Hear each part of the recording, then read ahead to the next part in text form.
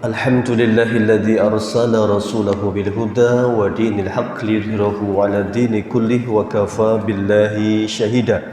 Asyhadu an la ilaha illallah wahdahu la syarika lahu wa asyhadu anna Muhammadan 'abduhu wa rasuluh la nabiyya wa la rasula ba'dah. Allahumma shalli wa sallim 'ala sayyidina Muhammadin wa 'ala alihi wa ashabihi wa man tabi'ahum bi ihsanin ila yaumiddin. Allahumma la sahla illa ma ja'altahu sahla wa anta taj'alul hazna idza syi'ta sahla.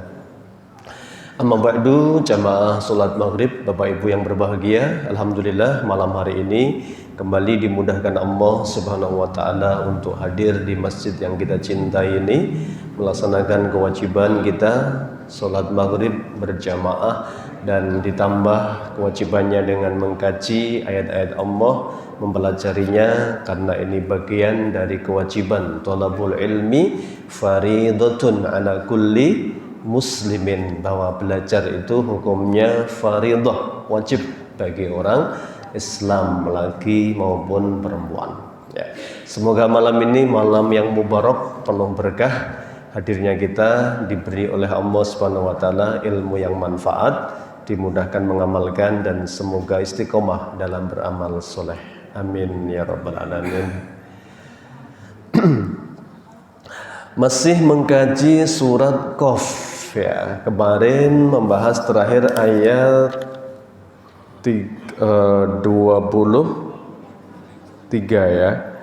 22 tentang kemarin seluruh ma yalfidhu min qaulin illa ladaihi raqibun atid, bahwa semua yang diucapkan oleh manusia akan tercatat, akan ditulis oleh malaikat-malaikatnya Allah, dan kelak akan dijadikan sebagai sebuah kitab yang akan dipaparkan oleh masing-masing untuk dimintai pertanggungjawaban ya.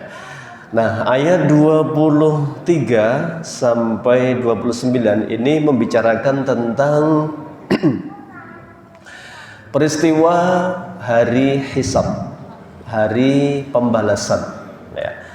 Tadi sebelumnya yang pekan kemarin hari di dunia kan, semua ada amalan-amalan, maka Ali bin Abi Thalib mengatakan al-yauma amalun wala hisabun. Kita ini kalau masih di dunia adalah kesempatan beramal dan tidak akan dihisab kecuali oleh kita. Kita hisabnya maksudnya adalah muhasabah, hasibu anfusakum. Hisablah diri kalian, atau apa? Evaluasilah amalan kalian qabla an tuhasabu, sebelum kalian dihisab pada hari akhirat kelak. Nah, adapun wal ghad, hari esok, kata Sayyidina Ali, hari kiamat adalah hisabun, hari kita mempertanggungjawabkan amalan-amalan kita, wala amalun, tidak ada hari beramal. Maka yang menyesal siapa? Semuanya. Orang soleh menyesal, kenapa? Karena tidak maksimal sebagiannya dalam memanfaatkan kesempatannya. Kan kesempatan 5 ya Pak. Igtanim khamsan qabla khamsin, manfaatkan yang 5 sebelum yang 5. Apa saja? Pertama, apa itu? Syababaka qabla haramika, masa muda sebelum tua.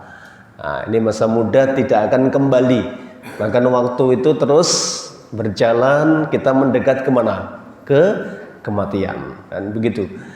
Maka waktu muda manfaatkan. Yang kedua, sihataka qabla sakomika, sehat sebelum sakit. Sehat mahal atau murah Pak? Kesehatan murah. Murah kalau dijaga ya Pak. Kalau sudah sakit harganya mahal sekali. Kita disuruh hidup sehat itu memang belum terasa. Rata-rata yang sadar hidup sehat setelah sempat apa? Sakit kan? Yang jaga pola makan, pentingnya olahraga. Maka kebanyakan yang jogging orang tua atau anak muda? Ya, orang tua. Yang sering puasa sunnah orang tua atau anak muda? Orang tua kan, anak muda itu mangsa masih fit, nggak perlu olahraga, nggak perlu diet, nggak perlu jaga pola makan itu. Baru terasa mungkin kolesterol mulai naik, asam urat mulai menjangkiti. Nah, baru manut sama saran dokter ya. Ini mahal Pak, dijaga kata Nabi, sihataka qabla sakomika. Sehat sebelum sakit. Memang Rasul kita itu sempurna Pak, luar biasa ya. Kalau kesehatannya Nabi jelas sekali, dibaca di buku Zadul Ma'ad fi Hadi Khairil Ibad. Itu buku karangan Ibnul Qayyim Al-Jauziyah, membahas tentang rahasia hidup sehatnya Nabi. Ternyata memang sama Pak, kuncinya mana? Menjaga apa ini? Yang masuk kan? Nah, maka sumber penyakit di mana?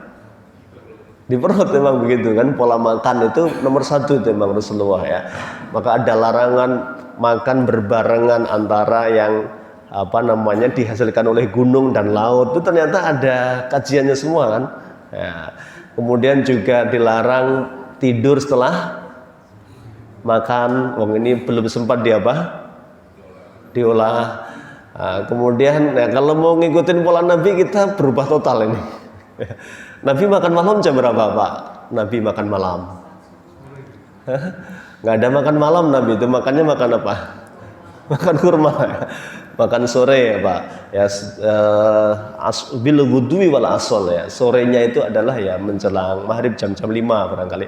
Ada riwayat memang sedikit banget pada maghrib itu pun kalau Nabi ada hajah yang sangat penting sekali ya. Tapi ini kan ada itu apa? Kebiasaan Nabi kan. Tentunya kalau diikuti kita akan banyak merubah pola-pola dan akan baik pastinya kalau bisa kan. Ya. Ini bab tentang bagaimana menjaga kesehatan, ada bukunya itu. Ya, olahraga yang cukup. Ya. Kemudian Nabi paling baik itu Nabi memang sisi kehidupannya. Maka beliau itu pernah ada orang yang pengen mengalahkan beliau. Salat malamnya pengen lebih panjang, puasanya pengen lebih lama ya, bahkan mereka ingin urusan dunianya itu lebih serius daripada Nabi SAW. Tapi Nabi mengatakan ana atqakum, aku yang paling bertakwa. Jadi takwa itu bukan mengalahkan Nabi tapi mengikuti Nabi ya, itu takwa ya. Yang ketiga, ghinaka qabla fakrika, manfaatkan kayamu sebelum miskin. Nuwun sewu, roda itu terus berputar. Nah, beruntunglah kalau panjenengan termasuk yang rodanya di atas terus ya Pak, diberi rezeki oleh Allah berlimpah ya, maka manfaatkan. Belum tentu besok ada rezeki, maka ketika kita diuji oleh Allah dengan kekayaan, maksimalkan, karena itu ladang keutamaan kita. Kaya itu anugerah Pak, yang Allah berikan kepada yang dipilih oleh Allah, nggak semuanya. Ya, ini nggak ada kaitannya dengan takwa dan iman, ya, nggak selalu begitu. Kalau kaitannya dengan takwa dan iman, harusnya sahabat Nabi nggak ada yang miskin, nggak ada. Sahabat itu sebaik-baik apa? Manusia. Khairun nas qarni, kata Nabi, sebaik-baik manusia itu sahabatku, kata Rasulullah itu. Yang hidup di masaku kan sahabat itu. Tapi sahabat yang mengeluh kepada Nabi, ngeluhnya bukan ngeluh hidup susah Pak, ngeluhnya itu curhat. Kenapa? Kok enak jadi orang kaya bisa dapat banyak pahala. Dhahaba ahlu dusur bil ujur. Ya Rasulullah, orang kaya itu kok enak banget ya hidupnya ya, memborong semua pahala kebaikan kita ya. Yusalluna kama nusalli, kami sholat mereka sholat. Wa yasumuna kama nasumun, kami puasa mereka puasa. Wa yatasaddaquna bi fuduli amwalihim wa la natasaddaq, tapi begitu mereka bersedekah kami nggak bisa bersedekah ya. Ini orang soleh semua yang datang kepada Nabi itu, maka minta diberikan apa? Amalan kan. Nabi kasih tahu, nanti ba'da sholat nih baca subhanallah walhamdulillah wallahu akbar berapa kali? 33 kali. Itu sedekah terbaik kalian. Ini juga akhirnya ketahuan orang kaya kan. Orang kaya sudah sedekah harta, juga zikir pada sholat nih, subhanallah walhamdulillah wallahu akbar. Datang lagi orang miskin ke Rasulullah, ya Rasulullah, amalan lain apa menandingi pahala mereka? Tidak bisa. Kata Nabi, dzalika fadlun mir rabbikum, harta itu anugerah dari Tuhanmu untuk yang dikehendaki. Jadi kalau diberi harta itu berarti sebuah anugerah. Kalau Nabi Sulaiman mengatakan ujian. Nah, hadza min fadli rabbi liyabluwani. Kelebihan ini semata-mata ujian bagiku. Kenapa? Allah hendak melihat saya apakah tambah bersyukur ataukah tidak. Ada Pak di Quran itu Allah menyampaikan ya, walau basatallahu rizqa li ibadihi la baghaw fil ardi. Ada memang orang itu Allah tahu kalau dia saya jadikan kaya, kata Allah, basato itu rizkinya dia apa? Dibentangkan Pak, muncul dari berbagai arah itu rezekinya. Nek wong jare wong Jawa sabetane akeh gitu ya. Dari sini mendatangkan rezeki itu. Ada hambanya Allah itu walau basato, kalau dia seandainya diberi kekayaan yang luas itu la bagau, dia akan melampaui batas. Sombong Pak. Ya, sombong itu. Karena sombong itu ya rata-rata orang kenapa sombong? Allah sampaikan kalla innal insana layatgha. Manusia itu akan melampaui batas. Kapan? Ar-ra'ahus taghna, ketika dia merasa dirinya banyak harta. Nah, itu manusia kebanyakan begitu. Allah juga tahu ada manusia itu andaikan dibentangkan rizkinya oleh Allah dengan seluas-luasnya, dia akan melampaui batas ya. Maka di Allah mengakhiri walaki yuqaddirullah, tetapi Allah memberikan harta sesuai dengan kadar terbaik menurut Allah. Maka yang dilakukan kita hari ini apa? Kalau diberi harta bersyukur, kalau diberi ujian bersabar. Hanya dua itu ya, dan ini dua-duanya kebaikan, sabar dan syukur ya. Ini kaitan dengan harta. Ginaka qabla fakrika, kaya sebelum miskin. Termasuk adalah yang keempat, faraghaka qabla syuglika, sempatmu sebelum sempitmu. Mumpung koper, mumpung longgar, mumpung ada waktu, ini dimanfaatkan. Karena ada dua nikmat yang banyak diremehkan, ya, nggak disyukuri. Nikmat itu apa? Sehat dan sempat. Jenengan rawuh mriki nyempatkin apa ngelegakin apa kebetulan? Nglegake ya. Jadi nggak mungkin, nggak ada yang kebetulan ya Pak di dunia, Bapak Ibu, nggak ada yang kebetulan. Semua atas kehendak Allah. Jenengan kita sampai sini pasti dipilih oleh Allah. Nggak mungkin kok kebetulan tadi saya ya rasa-rasan daripada di rumah ngopo ke masjid, enggak ya. Jadi semua atas kehendak Allah sudah pasti. Dan Allah begitu Pak. Allah itu kalau mencintai hambanya, kalau mencintai ya, tanda cintanya Allah sama kita itu istakmalahu. Kita disibukkan Allah, dipekerjakan. Bagaimana memperkerjakannya? Disibukkan dengan amal soleh. Maka orang Islam itu faidza faraghta fansab. Kalau sudah selesai dari satu amalan, ganti amalan yang lain. Jadi istirahatnya itu berubah amalan, Pak. Ya, mungkin baca Quran capek, ya istirahatnya bukan nggak baca Quran lagi, ganti apa belajar lain, ya, pekerjaan yang lain, ya, begitu. Ya. Yang keempat tadi faragoka qabla syunika. Yang kelima terakhir itu kata Nabi manfaatkan apa? Hayataka qabla mautika, hidup sebelum mati ya. Orang mati itu orang hidup Pak, kata Sayyidina Ali, ini orang hidup ya. An-nasu niyamun, manusia itu kalau masih hidup seperti orang tidur nggak sadar. Wa idza matu intabahu, begitu sudah mati baru sadar. Nah, memang begitu. Menjelang mati baru sadar. Maka setiap orang itu menyesal kalau mau mati itu. Apalagi yang menyanyiakan amal, maka semua minta sama Allah, Rabbi laula akhartani ila ajalin qarib, ya Allah, umurku panjangkan sebentar saja. Ya, mau apa? Orang kalau dipanjangkan jadi baik enggak? Ya. Fa as-saddaqa wa akum minas solihin. Saya janji kalau diberi kesempatan lebih panjang lagi umurnya, saya mau jadi orang soleh.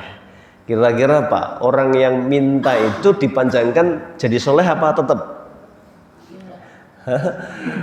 Jadi soleh apa tetap manusia itu?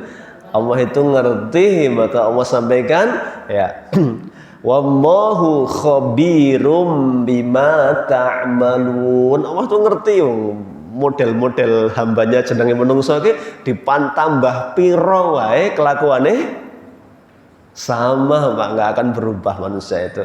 Begitu manusia itu ya. Ya, begitu pula kita ini sama aja ini. Ya, ketika ada kesempatan ya menyia-nyiakan, naudzubillah ya. Ini bab tentang kesempatan. Nah, baik, kita bacakan ayat 23 ini. Ini kesempatan yang diberikan itu besok dimintai pertanggungjawabannya.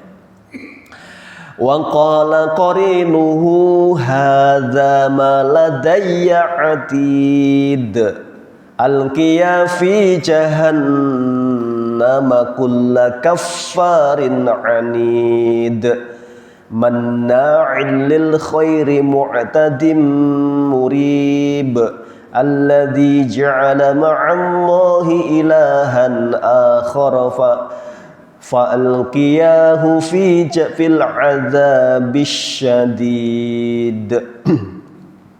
Wa qala qarinuhu. Nah, ini istilah qarin. Qarin itu ada dipakai dalam Al-Qur'an ini, ada bimakna qarinuhu dalam tafsirnya adalah malak, ya, malaikat yang mencatat amal kita di dunia. Jadi ada raqibun atid yang kita sejak dulu dikasih tahu bahwa nama malaikat itu raqib dan atid.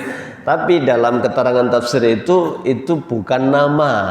Ya, raqib atid itu lebih kepada apa? Tugas. Raqibun yang mengawasi, yang dekat, ya, yang mencatat semua amal perbuatan. Nah, meskipun ini sama saja, artinya dua-duanya benar. Ya, memang ada yang mengatakan itu nama ismun, ada yang mengatakan itu sebagai sebuah tugas pekerjaannya. Ya, raqibun atid. Wa qala qarinuhu. Nah, Allah menyebutnya dengan nama qarin. Siapa qarin ini? Yaitu malaikat alladzi al-mukilu bi'amali ibni Adam annahu yashhadu alaihi yaumal qiyamati bima fa'ala. Jadi malaikat yang mencatat kita itu besok setelah hari kebangkitan, ditiup sangkakala yang kedua, kemudian turunlah hujan, kemudian manusia akan tumbuh ya seperti benih. Ya, kemudian jadilah manusia, kemudian dikumpulkan di mahsyar. Nah, kemudian dihisablah manusia perjalanannya. Nah, yang menghantarkan itu setiap malaikat penyerta kita. Ya. Wa qala qarinuhu, maka qarin maksudnya malaikat itu berkata, hadza ma ladayya atid. Hadza diserahkan kepada Allah. Ya Allah, inilah hambamu manusia yang dulu dititipkan kepadaku pencatatan amalnya. Jadi dihantarkan, Pak. Ya. Maka mereka datang berdua, satu yang mencatat, satu yang menjadi saksi. Ya. Oleh Allah dilihat, nah maka disitulah kita menerima. Ada yang dengan tangan kanannya, ada yang dengan tangan kirinya. Itu sudah pertanda. Ya, kalau diterima dengan tangan kanan, fasaufa yuhasabu hisaban yasira. Itu tandanya hisabnya akan mudah, gampang, Pak. Tapi kalau diterima dengan tangan kirinya, wa yaslas sa'ira, itu sudah pertanda akan masuk ke neraka sa'ir yang menyala-nyala. Ya. Maka Allah berfirman kepada keduanya, alqiya fi jahannam. Malaikat raqib atid, alqiya fi jahannam, masukkan oleh kalian berdua, lemparkan bareng-bareng ini. Siapa? Fi jahannam kulla kaffarin anid. Mereka yang kafir lagi anid, membangkang terhadap perintah-perintah Allah. Ya. Jadi besok memang nggak bisa menghindar, Bapak Ibu. Wong kita ini lengkap, bukunya ada, mulut kita dikunci, sanksinya ada, pencatatnya hadir. Bahkan kalau masih dibantah nanti tempat yang lain jadi saksi, bumi suruh bicara. Yauma idzin tuhadditsu akhbaraha. Hari itu bumi bicara. Bicara kamu bumi, ya. Bener nggak hari ini jam ini dia bermaksiat di atas tempatmu itu, ya. Maka bumi bicara, dia akan jadi saksi. Kenapa bisa bicara? Bi anna rabbaka auhalaha, karena diperintah Allah untuk bicara. Maka dia bicara. Nah, ini akhirnya orang-orang yang menerima dengan amal dengan tangan kirinya itu dicampakkan ke dalam neraka. Siapa penghuni neraka ini? Ya, disebutkan di sini yang pertama adalah kafarin. Kafar, siapa kafar? Orang yang sangat ingkar kepada Allah. Orang-orang kafir. Ya. Maka istilah kafir itu adalah mereka yang menolak. Nah, ada orang kekafiran itu ada beberapa. Ada yang kufur karena i'rad, berpaling. Ya. Seperti orang-orang zaman dulu, orang musyrik itu mereka didakwai Nabi. Ya, mereka tahu tapi menolak, berpaling. Ada yang memang karena jahlu, bodoh, ya, dia nggak ngerti, hanya ngikut-ngikut. Nah, namanya apa itu? Berarti kalau orang dulu, orang jahiliyah itu ya mereka mengatakan inna wajadna aba'ana ala ummatin. Wong kami lahir itu bapak ibu kami sudah begitu, maka kami ikutan. Nah, namanya tradisi berarti kan?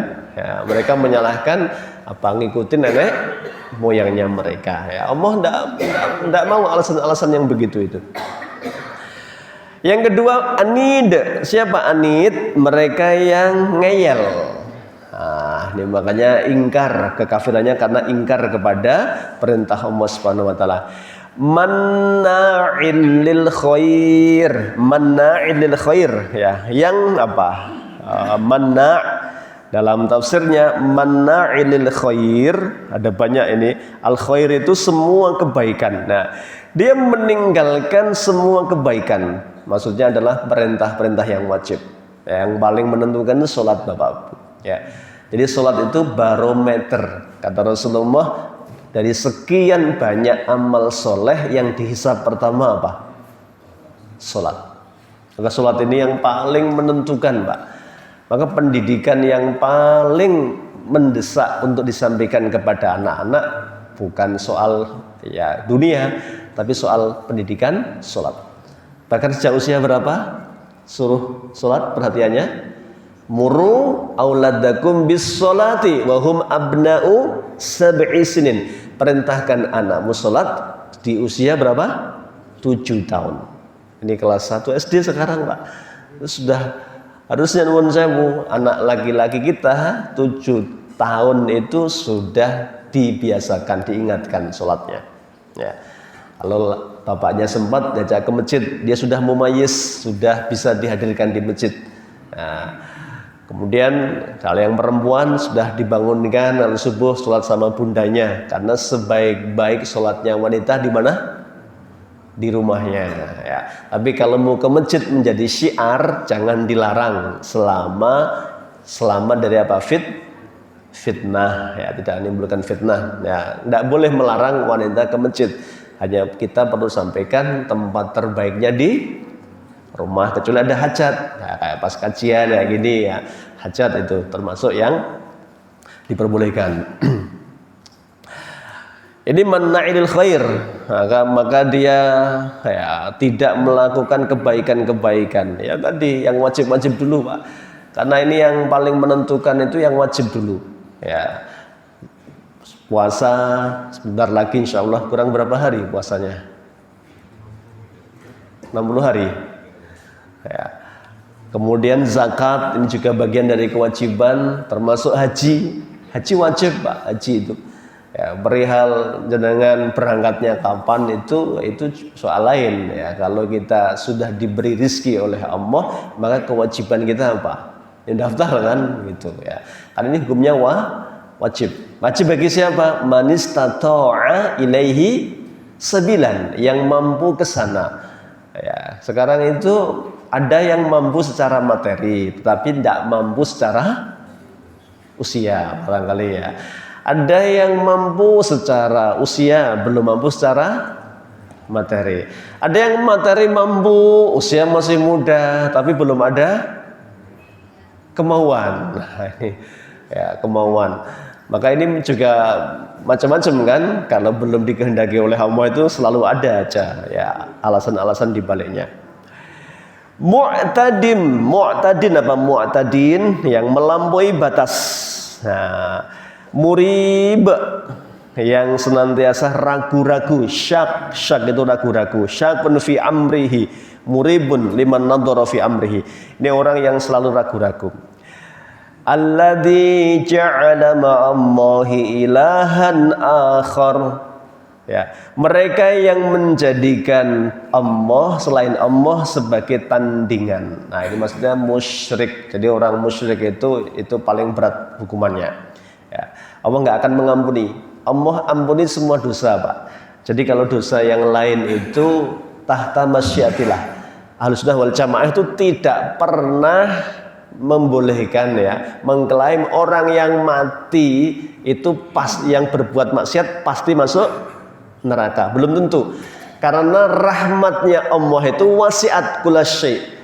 Ya, Allah punya rahmat, punya adab. Ya, lebih menang mananya kalau Allah. Ya, wa rahmati, dan rahmatku.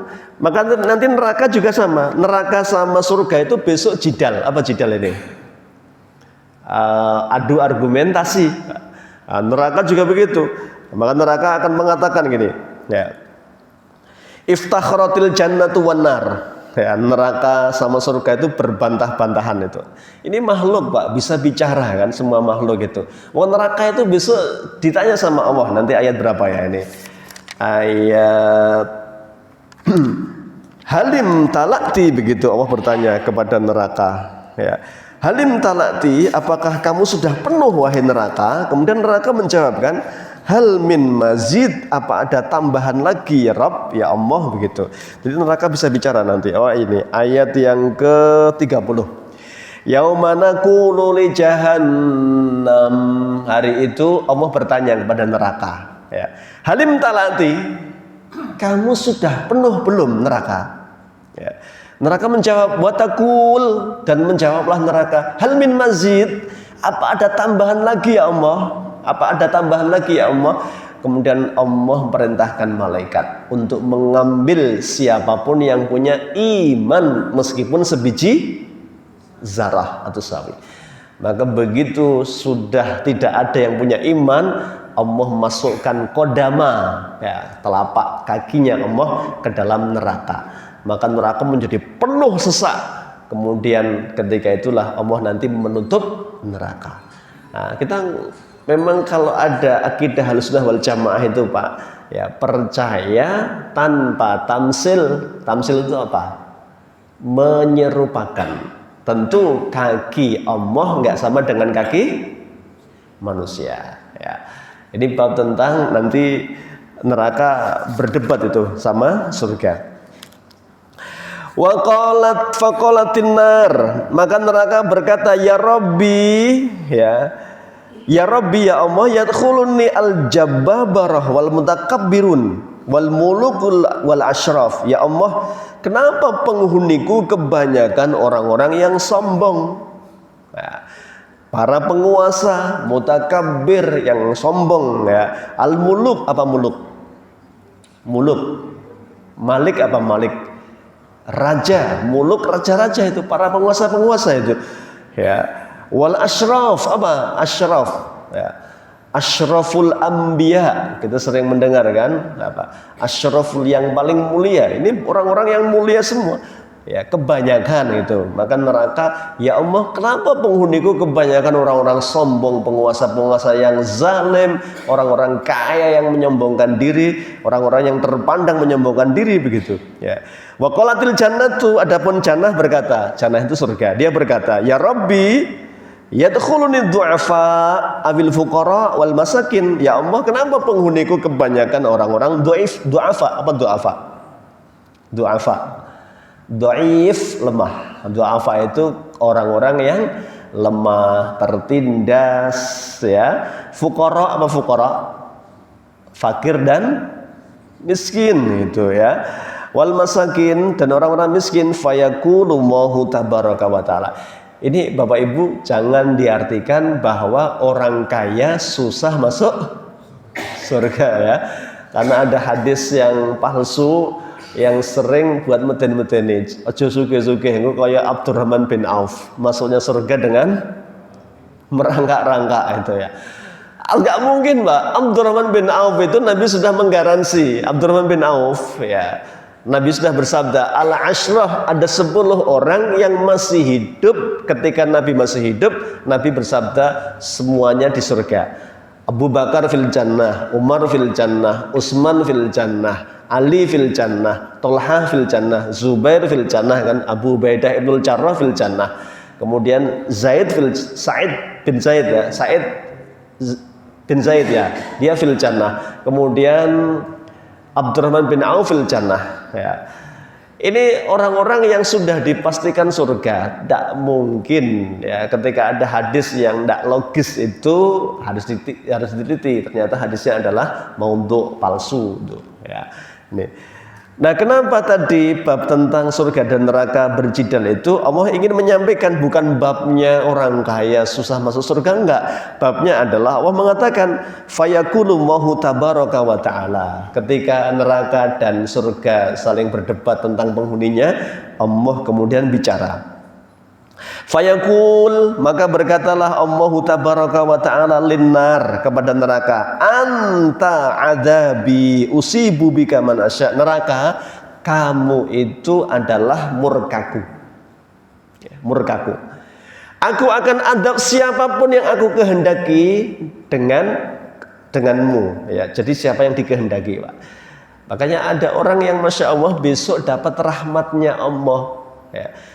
Ada kan, kita sering mendengar, tapi ini kan rahmatnya Allah itu berarti hak prerogatif siapa? Allah kan.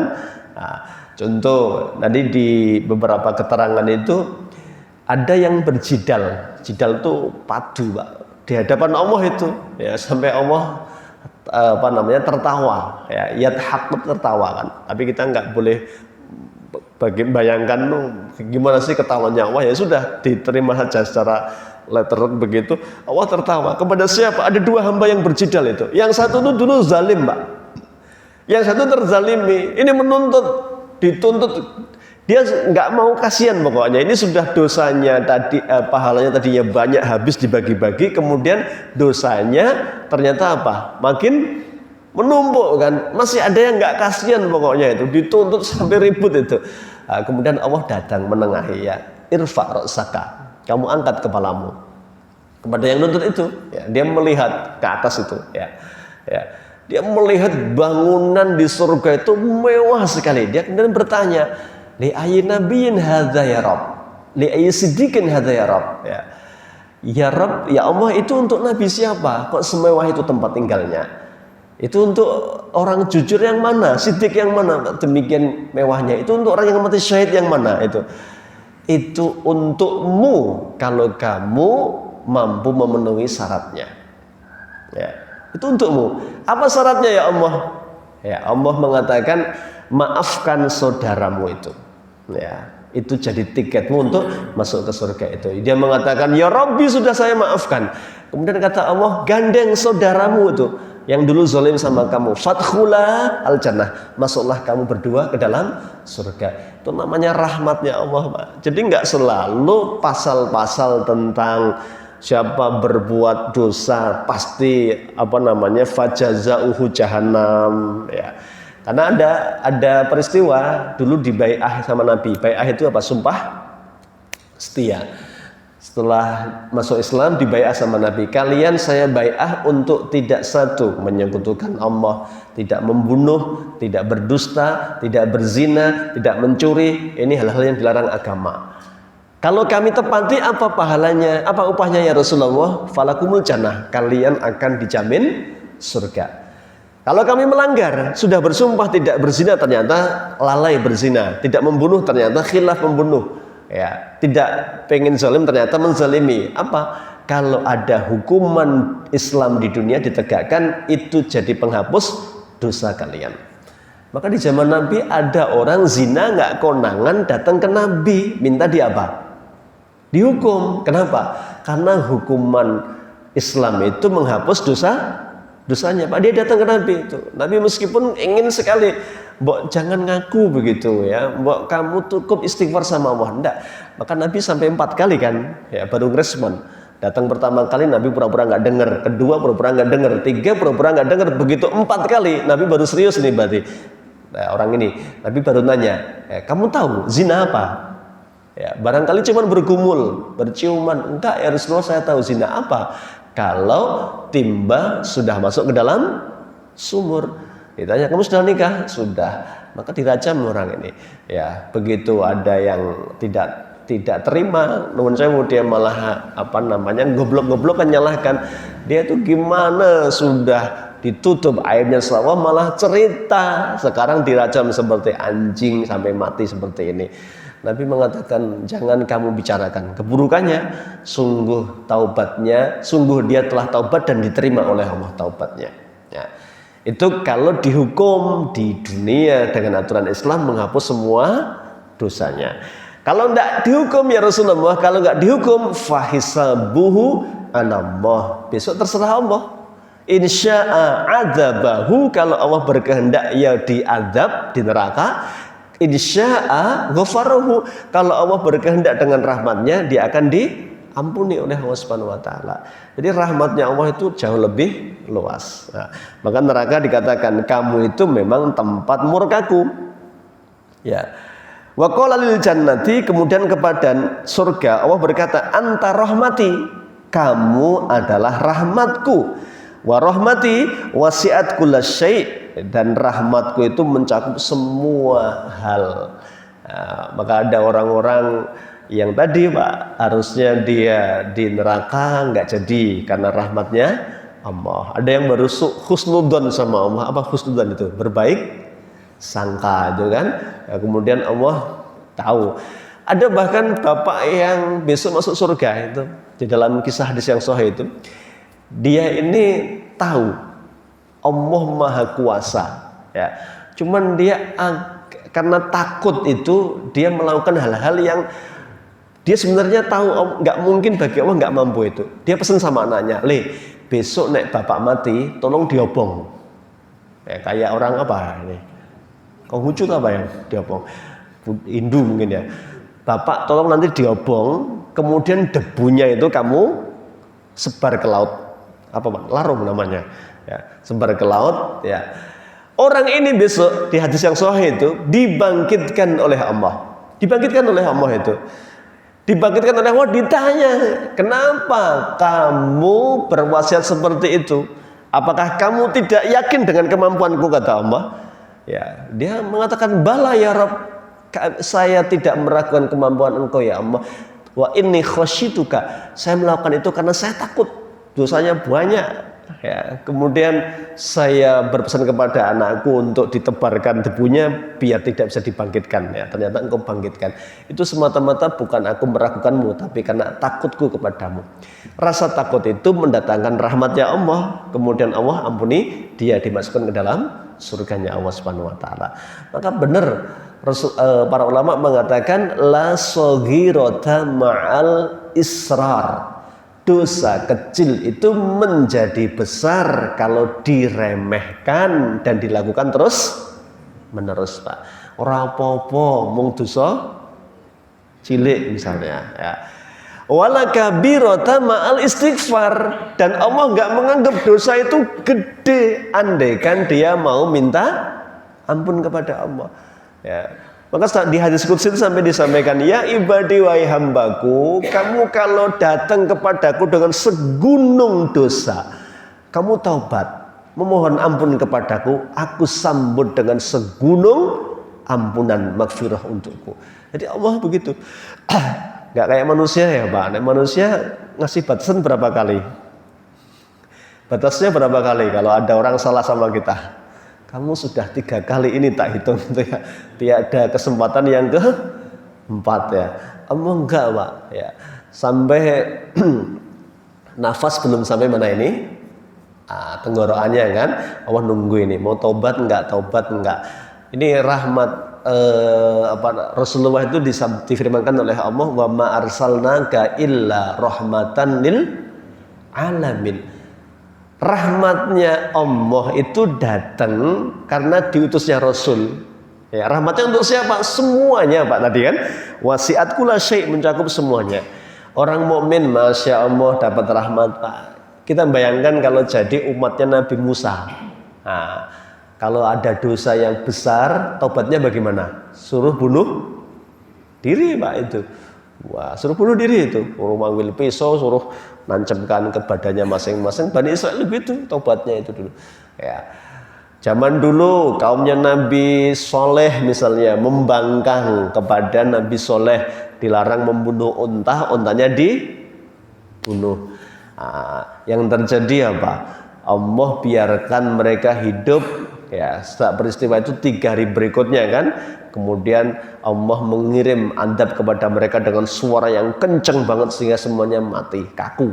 Ya, ini umat dulu. Umat sekarang, orang-orang kafir bagaimanapun kejamnya itu, ya nggak akan diperlakukan oleh Allah sebagaimana umat terdahulu.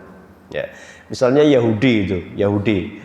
Ya, Allah kenapa kok nggak turun tangan ngatasin Yahudi ini? Sehingga harus muslimin yang turun tangan. Itu memang rahmatnya Allah ya kepada umatnya Muhammad itu, ya yang hidup setelah Nabi Muhammad maksudnya. Ya, artinya orang-orang kafirnya itu oleh Allah nggak diperlakukan seperti dulu. Ya, orang berimannya juga begitu. Oleh Allah ditunggu nih mau taubat enggak. Kalau taubat Allah terima taubatnya.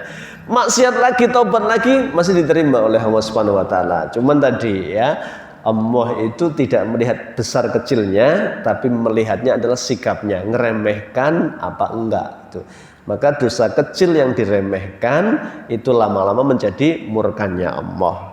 Dosa besar yang sikapi dengan penyesalan itu mendatangkan rahmatnya Allah. Maka wala tai'asu mir rauhillah, jangan putus asa dari rahmatnya Allah ya. Ini bab tentang surga dan neraka ya. Nah, besok di neraka itu ada peristiwa. Tadi ayat 24 Allah bicara Korin, ini juga sama. Ayat 27 tadi waqala qorinuhu, kali ini enggak ada wanya. Qala qorinuhu rabbana ma atghaituhu walakin kana fi dhalalim ba'id. Berkatalah korinnya. Nah, tadi korin yang pertama malaikat, Pak. Korin ini dipakai untuk siapa? Kata Ibnu Katsir, wa qala qorinuhu, qala Ibnu Abbas, Mujahid, Qatadah wa ghairihim huwa asy-syaitonul ladzi wukila bih. Korin ini kali ini adalah setan. Jadi setiap kita itu ada siapa? Korin. Nah, maka ada istilah korin dari bangsa apa, Pak? Bangsa jin, maka ada istilah jin korin gitu ya. Bisakah jin menampakkan diri? Bisa nggak? Jin bisa dengan izin Allah. Tapi di dalam buku Alamul Jin wal Malaikah itu Dr. Sulaiman Al-Asqar beliau membahas panjang lebar alam jin dan manusia. Jadi beda alam, Pak. Ya, kalau jin bisa melihat kita nggak bisa melihat jin. Nah, kalau ada orang kok ngaku bisa ngelihat jin, kemungkinan orang itu kerasukan jin. Nah, maka harus diruqyah itu. Jadi bukan hebat itu, Pak. Melihat orang langsung, wah, sampean diikuti loh, Pak itu. Ya, dia ke rumahnya langsung kemudian mengatakan, wah itu loh, Pak, rumahnya ternyata penuh jin-jinnya itu. Nah, itu kudunya diruqyah ustadznya itu ya. Bukan ustadz sakti itu. Karena manusia itu memang fitrahnya harusnya nggak bisa melihat jin, Pak. Yang beda alam itu. Maka Rasulullah juga mengatakan begitu. Jin itu begitu menampakkan dirinya, itu termasuk tingkat level sihir, saharah. Saharatul jin itu apa? Jin yang ilmunya termasuk tinggi, Pak. Begitu dia menampakkan dirinya dalam wujud apapun, itu ketahuilah dia sangat lemah. Maka kata Rasulullah, fakabir, suruh apa? Takbir, Pak. Nah, di Indonesia kan jeneng-jeneng hantu macam-macam ya, Pak. Ada apa? Apa? Genderuwo ya. Ada apa lagi? wewe, ada sendul bolong, kuntilanak, tuyul, ya. Yang belum ketemu penelitiannya kenapa tuyul tidak pernah main ke ATM itu loh. Ya. Tuyul ki nyolongnya sing duwe cilik-cilik di bawah lipatan baju, lipatan kasur ya. Kenapa kok nggak ke ATM BRI Jangli kan banyak toh Pak gitu ya. Itu yang belum ketemu sampai sekarang misterinya kenapa gitu ya. Ya. Dia kata petugas bank Pak, dia belum ngerti passwordnya. Karena dia nggak hafal pinnya, maka nggak bisa dudul itu. Ya. Jadi jin itu dengan berbagai nama itu bagian dari apa? Khurafat Pak. Kalau di tempat kita kan banyak tahayul khurafat tuh gampang banget ya, nyebar kemana-mana. Ya padahal jin itu memang bisa berubah wujud, tapi itu lemah sekali kata Nabi. Maka takbir aja. Kalau ada sosok yang menakut-nakutin misalnya itu, kalaupun ada itu adalah bangsa jin. Fakabir maka takbir, dia akan lemah sekali ya. Sebentar saya selesaikan ini satu ayat dulu. Qarin itu berkata, karena jin itu bisa disalahkan itu sama siapa? Sama manusia. Ya Allah, saya itu dulu bener loh. Jane ki HP saya itu gara-gara Qarin ini loh. Ngajak saya buruk terus saya jadi jelek itu. Maka Qarin itu nggak mau disalahkan. Qala qarinuhu, Qarinnya berkata, Rabbana ya Allah, ma'adghaituhu, saya itu nggak menyesatkan dia.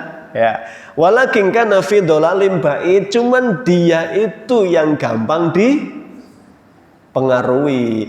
Maka setan itu berkhutbah ini. Dia berkhutbah begini. Wa qala syaitanu lamma qudiyal amru, ya, begitu disidang sama Allah, bener kamu sing ngojok-ngojoki orang ini sehingga orang ini jadi jahat, jadi jelek, jadi banyak melanggar itu. Setan tuh jin nggak mau disalahkan Pak. Dia jawab begini, ya. Lama qudiyal amr, inna moha wa'adakum wa'adal haqq wa wa'atukum fa akhlaftukum wa makana li 'alaikum min sultan illa anta atukum fastajabtum li fala tulumuni wa lumu anfusakum. Enggak ya Allah, ya saya itu hanya ngajak-ngajak. Lah dia itu kok percaya saya ajak-ajak. Maka dia mengatakan, sudah ya. Allah juga mengatakan kan, qala la takhtasimu ladayya wa qad qaddamtu ilaikum bil wa'id. Sudah, Qarin manusia nggak usah debat lagi di depan saya kata Allah. La takhtasimu ladayya, jangan debat di depan saya. Kowe podo dene keliru gitu kan gitu. Ya. Kamu manusia juga sama, ya. Sudah ada utusan. Kalau dulu zaman Nabi ya Rasul, kalau sekarang ya ulama. Al-ulama warasatul anbiya. Sudah ada ilmu majelis taklim, kenapa kamu nggak datang? Ya, sehingga kamu nggak ngerti ini halal, ini haram, ini nggak boleh, ini boleh, ini sunnah, ini bid'ah, ini khurafat, ini benar. Kenapa kamu jadi nggak tahu? Karena kamu nggak mau belajar itu. Wah, dia nyalahkan Qarin lagi. Saya sudah mau belajar, Qarin bisik-bisiki, nggak usah belajar. Nanti nek belajar apa namanya tuntutannya berat itu.